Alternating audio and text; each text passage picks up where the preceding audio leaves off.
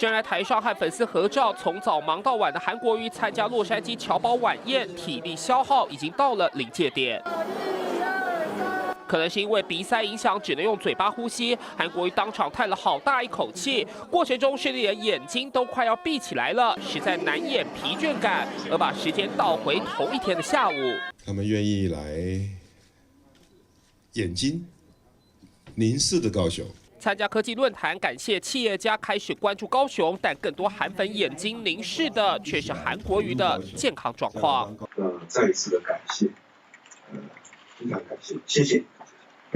才刚结束致辞，韩国瑜就忍不住咳了2次，接着顺手拿出手帕擦了擦鼻子后，又不停眨眼，再伸手揉揉鼻子，看起来似乎很不舒服。韩国瑜当下回头用动作示意要水喝。整场记者会，韩国瑜眼睛快眯成一条线，但依旧努力打起精神。在里头已经参加了科技座谈会，已经陆续的出来，里面都做得非常的满哦。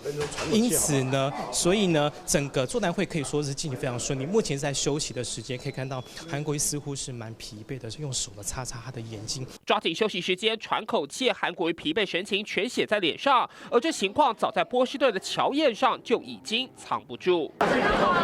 当时侨胞排站就要合照时，韩国瑜举起双手揉眼睛，眼睛更是不断眨啊眨，就连和夫人一同敬酒时，疲态全都露，一样揉眼睛、揉鼻子，这动作出现好几次。你看小李飞刀李寻欢，身体很差，武功很高强。